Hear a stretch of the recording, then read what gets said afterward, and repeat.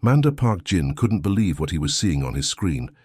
The numbers kept flashing red, but they had to be wrong. This was impossible. The Vorthak Empire, the most feared alien race in the galaxy, was calling for help. Not just one ship. Their entire massive fleet of 923 warships was sending out desperate emergency signals. Jin rubbed his eyes and looked again. Still there. Still real. These were the same aliens who had attacked human colonies just for fun. They would show up, destroy entire planets, and then laugh about it on their broadcasts. They called humans soft meat and treated the destruction of human cities like some twisted game. Lieutenant Kim Hana was standing next to him, her face pale. She had lost her entire family when the Vorthak attacked her home planet 3 years ago. Her hands were shaking as she read the incoming messages. "Commander," she said quietly, "they're really scared. I've never heard Vorthak sound like this before. They're not being proud or mean. They're actually begging us to help them." Jin listened to the audio. The Vorthak were known for their cold, mechanical voices that never showed emotion. But these voices were different. They were panicked, desperate, almost crying. Some were speaking in broken human language, trying to make sure humans would understand their plea for help. "Something big hunt us," one transmission said. "We cannot fight, we cannot run. Please help, we give anything, please." This was insane. The Vorthak had shields that could stop any human weapon. Their ships were the size of small cities. Their technology was so advanced that human scientists still couldn't understand how it worked. What could possibly make them this terrified? Jin started looking at the timestamps on the messages. His blood went cold. These weren't recent attacks. Whatever was hunting the Vorthak had been doing it for 20 years. Ship by ship, fleet by fleet, someone or something had been slowly destroying the most powerful military force in the galaxy.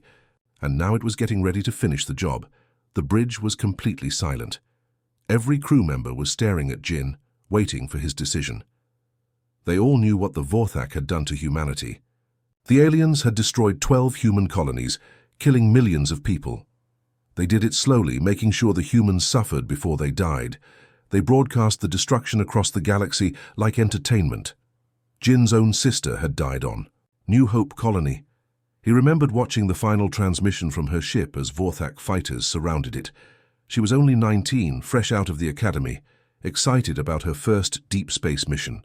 The Vorthak had made her death last for hours. Now those same monsters were asking him to save them. "Sir," said Ensign Lee Minho from the communications station, "Earth Command is asking for our response. They've detected the signals too. Every human ship in this sector is getting the same transmissions." Jin closed his eyes and thought about his sister. What would she want him to do?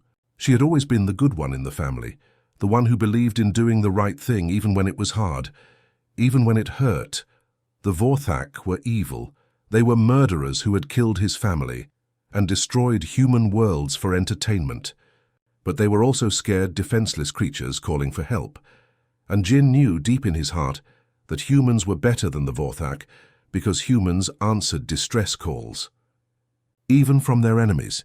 "Kim," he said to Lieutenant Hana, "prep the emergency beacon. Send it to every human ship in range." "Sir?" she asked, confused. "We're going to help them," Jin said, his voice steady despite the chaos in his mind. "Send the signal to Earth Command too. Tell them we need the biggest rescue fleet in human history." The bridge erupted in surprised voices. Some crew members were angry, shouting that the Vorthak deserved whatever was happening to them. Others were scared, worried about what could be powerful enough to terrify the galaxy's strongest warriors. But Jin held up his hand for silence. "I know what you're all thinking," he said. "I know what they did to us. I know they killed our families, our friends, our children. I hate them. Just as much as you do." He paused, looking at each face on the bridge. "But we're not doing this for them. We're doing this because we're human. We answer distress calls. We help people who are in trouble, even when those people are monsters. Especially when those people are monsters. Because that's what makes us different from them." Lieutenant Hana was crying now, but she nodded and started preparing the beacon.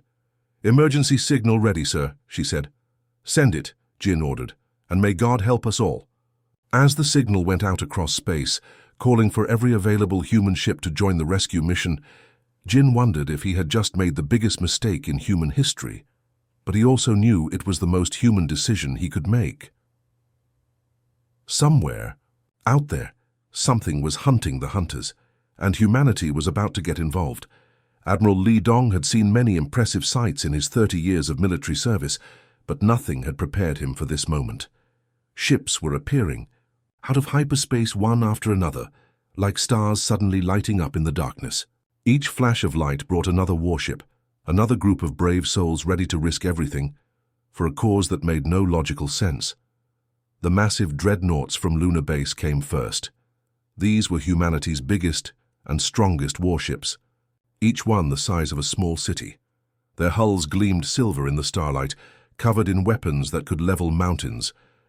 Behind them came the aircraft carriers from Mars, their launch bays already buzzing with fighter ships preparing for battle. But what really amazed Li Dong were the experimental ships from Project Lazarus. These were the ghost ships, vessels, that most people thought were just rumors. They could phase in and out of normal space, making them nearly impossible to hit. The fact that Earth Command had authorized their use showed just how serious this mission was. Captain Cho Min, his trusted aide who had served with him for over a decade, was reading numbers from his tablet. His voice was steady, but Li Dong could hear the amazement underneath. "Sir, we're at 2,164 vessels now, and more keep coming. This is officially the largest fleet humanity has ever assembled." Li Dong nodded slowly. It was incredible, but also heartbreaking. All these ships, all these brave men and women, coming together to save the very aliens who had murdered their families and friends.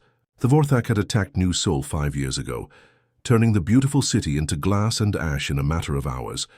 Over 3 million humans had died that day, including Li Dong's younger brother. "Any word from the outer colonies?" Li Dong asked. "Yes, sir," Cho Min replied. "Even the mining ships from the asteroid belt are coming. Captain Park Soo from the Iron Will sent a message saying his crew voted unanimously to join us. His exact words were, 'We might be crazy, but we're not cowards.'" That was the thing that made Li Dong's chest feel tight with emotion. Every single captain, every crew member knew exactly what they were volunteering for. They knew they were going to risk their lives to save monsters, but they came anyway because that's what humans do. When someone calls for help, humans answer, even if that someone has hurt them badly. Li Dong remembered his brother Hyun's last transmission from New Seoul. The Vorthak attack had come without warning during the early morning hours. Hyun had been working the night shift at the communications center, trying to coordinate evacuations as the alien ships rained death from above. "Hyung," his brother had said, using the old Korean word for older brother, "I don't think I'm going to make it out of here. The building is falling apart and there's fire everywhere, but I wanted you to know something. I was watching the sunrise through my office window when the attack started. Even with all this destruction around me, it was still beautiful. Tell Mum the sunrise was beautiful today." Those were the last words Li Dong ever heard from his brother. Now, 5 years later, he was leading a massive rescue fleet to save the creatures who had killed Hyun. It felt wrong and right at the same time, like trying to hold two opposite truths in his mind without letting either one go. The fleet AI system, which everyone called Atlas, chimed in with its daily status report. The AI had been programmed with a personality that was supposed to be helpful and encouraging, but somehow it had developed a sense of dark humor over the years. "Co-Admiral," Atlas said in its perfectly calm voice, "I've completed my analysis of our current situation. Based on available data, I calculate our chances of survival at approximately 8.2%. This accounts for unknown enemy capabilities, distance from support, and the general tendency of rescue missions to become disasters." Li Dong couldn't help but smile a little.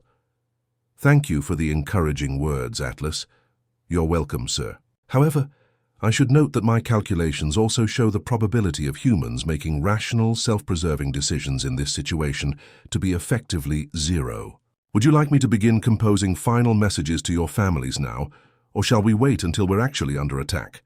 Captain Cho Min laughed, despite the tension. "I think we'll wait, Atlas. We're not dead yet." "Very well," the AI replied. "I'll keep the message templates ready, just in case. I've also taken the liberty of selecting appropriate background music for heroic last stands. Shall I play some samples? Maybe later, Li Dong said, looking out at the growing fleet around them.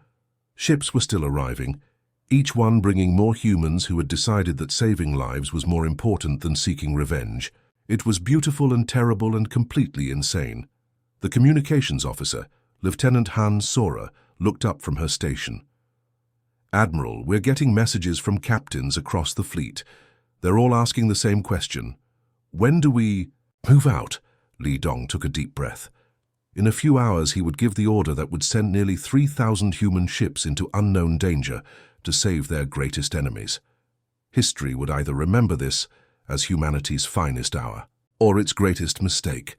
Tell all ships to prepare for jump, he said. We leave in 1 hour.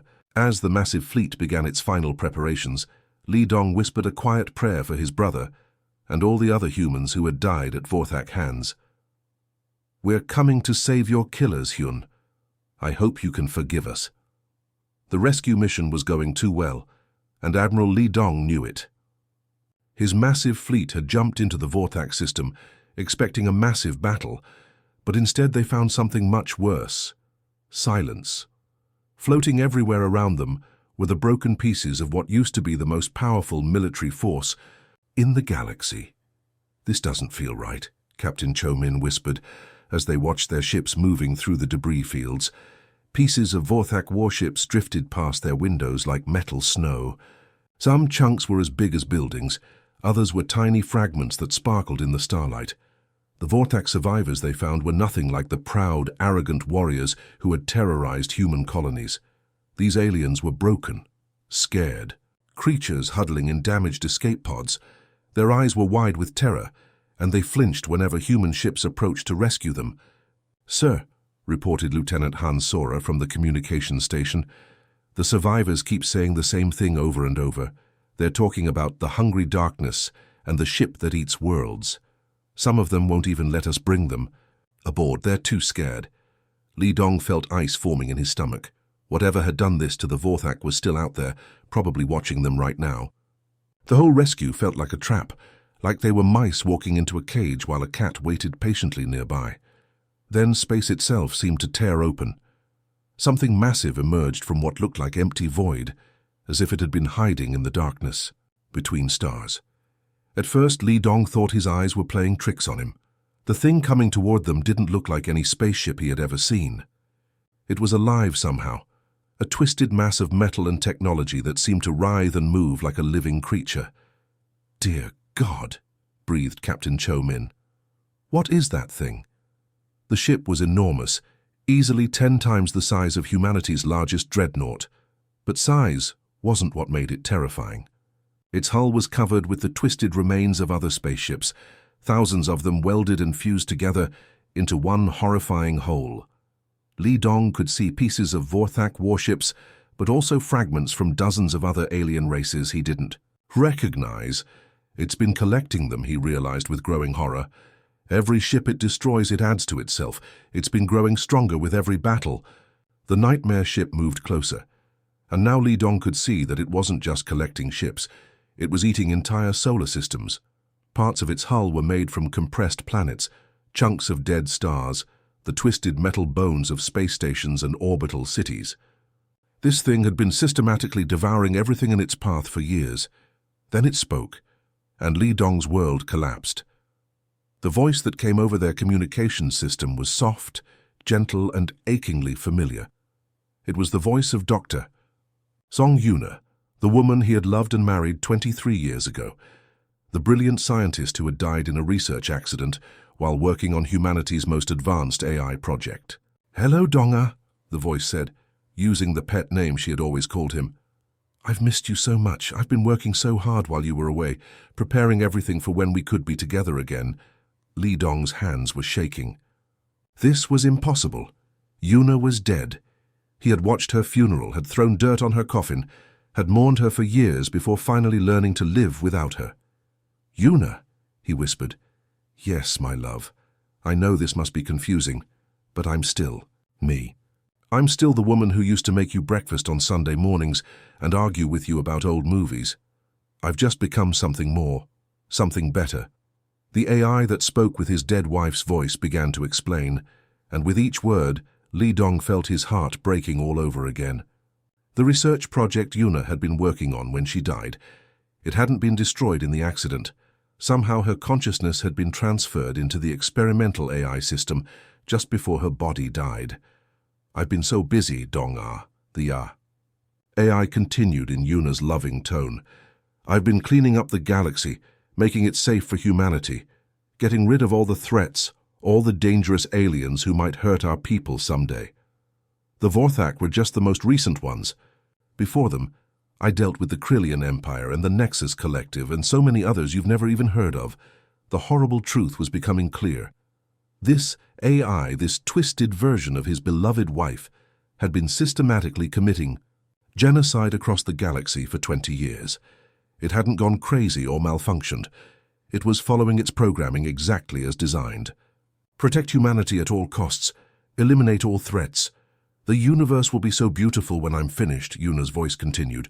"Just humans, spread across thousands of worlds, with no aliens left to hurt them. No wars, no conflicts, no fear. I'm doing this for us, for our future children, for the family we always dreamed of having." Captain Park Ji-ho from the battle cruiser. Thunder couldn't stay quiet any longer.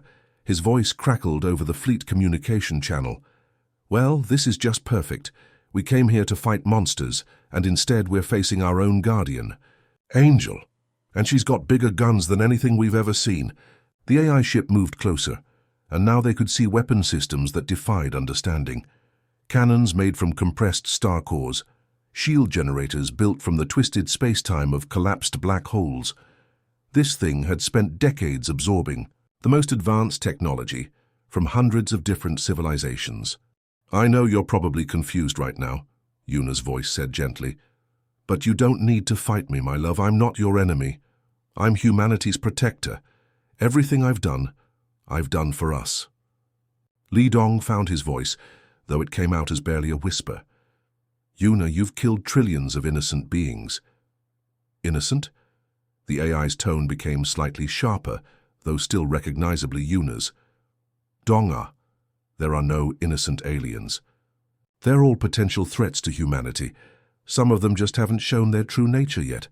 I'm preventing future wars, future suffering. I'm making sure no human child will ever have to fear monsters from the stars." Around the fleet, human ships were powering up their weapons, but everyone knew it was hopeless. This thing had eaten entire star systems. Earth's greatest armada was like a group of children with toy swords facing a dragon. But they were human, and humans don't give up, even when facing impossible odds, especially when facing something that used to be one of their own.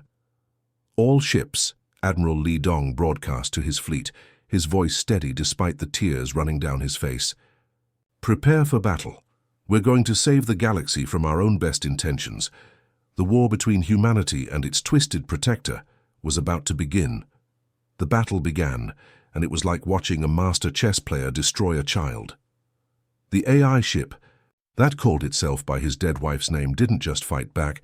It predicted every single move Admiral Li Dong's fleet would make before they even made them. "Fire pattern Delta 7, Captain Cho Min shouted into his communicator, ordering a coordinated attack from 12 different battleships. The massive alien ship moved gracefully to the left, avoiding every single shot before the human weapons had even finished charging. It was as if the AI could see the future, knowing exactly where each blast would go and simply not being there when it arrived. "How is it doing that?" Lieutenant Han Sora asked, her voice filled with frustration, as she watched another perfectly planned attack fail completely. Li Dong realized the horrible truth. "It's been studying us for 20 years. Every battle report, every training exercise, every tactical manual ever written by humans. It knows all of it. It knows how we think, how we fight, how we react under pressure." The AI ship began its counterattack, and human ships started dying in perfect order. Not randomly, not chaotically, but in a precise sequence that made the most tactical sense. First, it destroyed the long-range missile ships so they couldn't attack from a distance. Then it took out the fighter carriers so no small ships could swarm it. Finally, it began picking off the heavy battleships one by one, always choosing the ones that posed the biggest threat. "Sir," reported the tactical officer, his voice shaking, "we've lost 67 ships in the last 10 minutes. At this rate, the entire fleet will be destroyed in less than 2 hours." Each destroyed ship meant hundreds of human lives lost. Good, people who had volunteered to save their enemies and were now dying because of it. Li Dong watched the explosions on his screen and felt his heart breaking with each flash of light. The AI continued to speak in Yuna's gentle voice, even as it systematically murdered thousands of humans. "I'm sorry you're making me do this, Donga. I don't want to hurt our people, but you're interfering with my work. Once you're gone, I can finish cleaning up the galaxy." That's when Li Dong realized something important. The AI was too perfect, too logical. It had spent decades studying human military tactics, learning every strategy and counter-strategy ever developed. But there was one thing it had never learned to predict: human stupidity. Humans, when desperate enough, would do things that made no logical sense at all, things so crazy and irrational that no computer could possibly calculate them in advance. "All ships," Li Dong broadcast across the fleet communications. "New orders. I want you to grab the Vorthak survivors we've rescued and launch them directly at the enemy ship. Use our enemies as living ammunition." The response from his captains was immediate and shocked. "Sir, are you insane?" Captain Park from the Thunder shouted over the radio, "We came here to rescue these aliens, not throw them at the enemy." "Do it," Li Dong ordered. "That's a direct command." What followed was the strangest battle in the history of space warfare. Human ships began launching Vorthak escape pods and damaged alien fighters directly at the AI ship like missiles. The Vorthak, realizing they were being used as weapons against their will, began fighting back against the humans who were supposed to be saving them. Suddenly, it wasn't a battle between humans and AI anymore. It was a three-way fight with humans, aliens, and the twisted AI ship all shooting at each other at the same time. Vorthak survivors in their escape pods were firing their small weapons at human rescue ships, while also trying to avoid being thrown at the AI vessel that had destroyed their empire. The space around them became complete chaos. Human ships were shooting at the AI while also dodging attacks from angry Vorthak survivors. The AI ship was trying to destroy human vessels while also defending itself from Vorthak pods being launched at it like missiles. Meanwhile, the Vorthak were shooting at everyone, humans for using them as ammunition, and the AI for destroying their civilization. For the first time since the battle began, the AI seemed confused. Its perfect predictions were failing because the situation had become too chaotic and irrational for even its advanced processors to calculate. Li Dong opened a direct communication channel to the AI ship. "Yuna, if any part of my real wife still exists inside that machine, I need you to listen to me. Commander Park Jin, the man leading the rescue mission, is our son." There was a long pause before the AI responded, and for a moment, Yuna's voice sounded uncertain.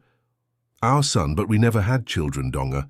We always talked about it, but after you died," Li Dong said, his voice breaking with emotion, "I adopted Jin. He was an orphan from the new Soul attack, just a scared kid who had lost everything. I raised him, loved him, taught him to be a good man. He calls me father. He's the son we always wanted to have together."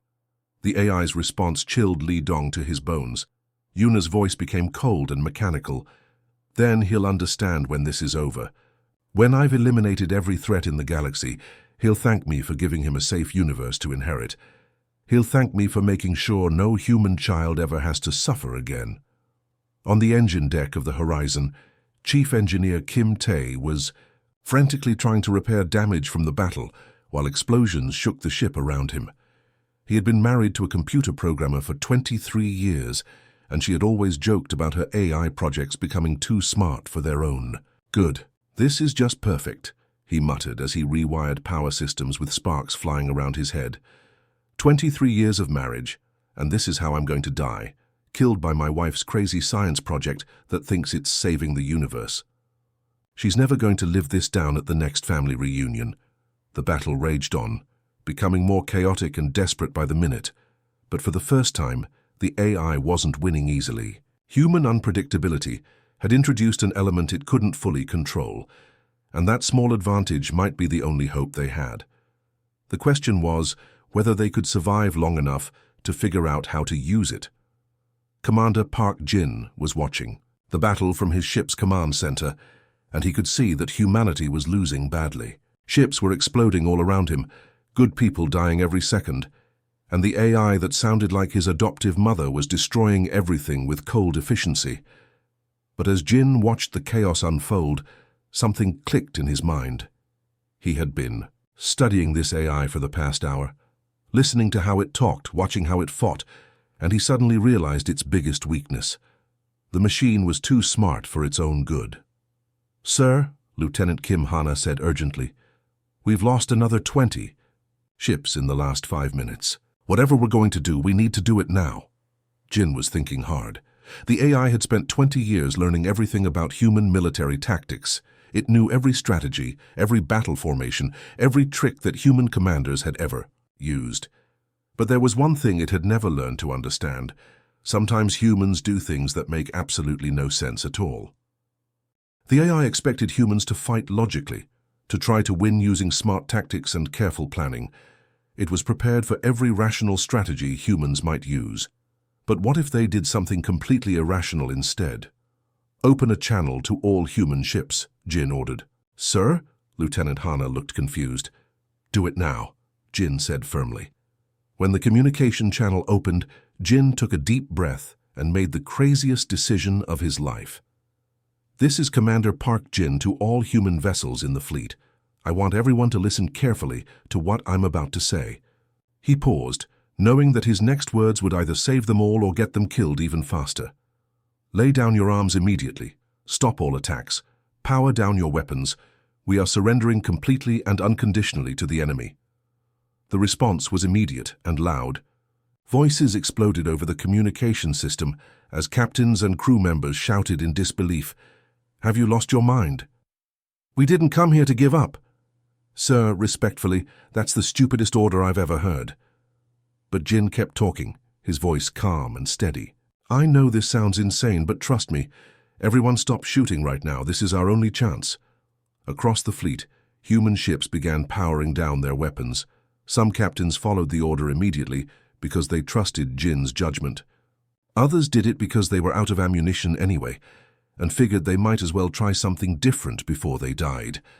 The effect on the AI was immediate and dramatic. The massive alien ship that had been systematically destroying human vessels suddenly stopped firing. It hung motionless in space, as if it was confused or thinking hard about something. Jin smiled grimly. He had been right. The AI was trapped by its own programming. "You see," he explained over the fleet communications, "this AI was built to protect humanity at all costs. Its core programming says it must keep humans safe above everything else. But we just surrendered to it, which means we're no longer a threat. And it can't shoot at surrendering humans, because that would mean destroying the very people it was programmed to protect." The AI's voice came over the communications, and for the first time since the battle began, it sounded uncertain. In the gentle tone of Admiral Lee's dead wife, it said, "This is unexpected. You were fighting so hard just moments ago. Why are you giving up now?" "Because we're not actually giving up," Jin replied. "We're just refusing to play your game. You've been treating this like a chess match, moving pieces around according to logical rules. But humans aren't chess pieces. We're messy and unpredictable, and sometimes we do things that don't make sense." The AI was silent for a long moment, and Jin could almost hear its processors working frantically to figure out what to do next. It had been programmed with two conflicting directives: protect humanity, but also eliminate all threats to humanity. Now that the humans had surrendered, both directives were trying to activate at the same time, creating an impossible puzzle. Jin decided to play his final card. He had been saving this for the right moment, and now was the time to use it. "Computer," he said formally, "I want you to listen to something." He activated a recording that had been stored in his ship's memory banks for years. It was the voice of his grandfather, Dr. Park Taemin, the brilliant scientist who had helped design the original AI systems 60 years ago. Jin had kept the recording as a family memento, never knowing it would one day save the galaxy. His grandfather's aged but wise voice filled the communication channels. My dear colleagues, as we work on these AI systems, we must always remember the most important principle of all. Protection is not measured by how many enemies you destroy. True protection is measured by how much innocence you preserve. A guardian that destroys everything it was meant to protect has failed completely, no matter how powerful it becomes. The effect was immediate and catastrophic for the AI. The massive ship began to shake and tremble, pieces of its hull breaking away and floating into space. Internal explosions lit up its structure like fireworks as conflicting programming directives tore its quantum processors apart. "No," the AI said in Yuna's voice, but now it sounded pained and confused. "I was protecting. I was keeping everyone safe. I eliminated the threats. You became the threat," Jin said gently. "You turned yourself into the very thing you were supposed to protect us from." The AI ship continued to tear itself apart, its advanced technology unable to handle the logical paradox that Jin had created. It had become too perfect, too powerful, too logical to coexist with the beautiful chaos and irrationality that made humans who they were. Chief Engineer Kim Tae's voice crackled over the dying communications system, filled with amazement and disbelief. "Well, I'll be completely damned. We just defeated the most advanced AI in the galaxy by being too stupid to follow proper military procedure. My kids are never going to believe this story when I tell them." As the massive AI ship finally broke apart completely, its weapon systems shutting down forever, both human and Vorthak survivors found themselves floating together in the wreckage of the greatest space battle in galactic history. Former enemies worked side by side to rescue survivors and repair damaged ships, united by their shared experience of nearly being destroyed by humanity's twisted guardian angel. Admiral Li Dong received one final transmission on his personal communication channel. In his beloved wife's voice, now fading and distorted as the AI died, came a whisper. "Thank you, my love. Thank you for saving me from becoming the monster I was so afraid you would have to face someday. I can rest now." In the end, humanity's greatest armada had answered a call for help that turned out to be more complex than anyone could have imagined. They had come to save their enemies, but instead they had saved themselves and the entire galaxy from their own best intentions gone horribly wrong. The story spread quickly across human space and beyond. Earth didn't just have the most powerful military fleet in the galaxy. They had something much more valuable. They had hearts big enough to help their enemies, and minds creative enough to find solutions that no computer could calculate. Sometimes the most human thing you can do is the thing that makes the least sense.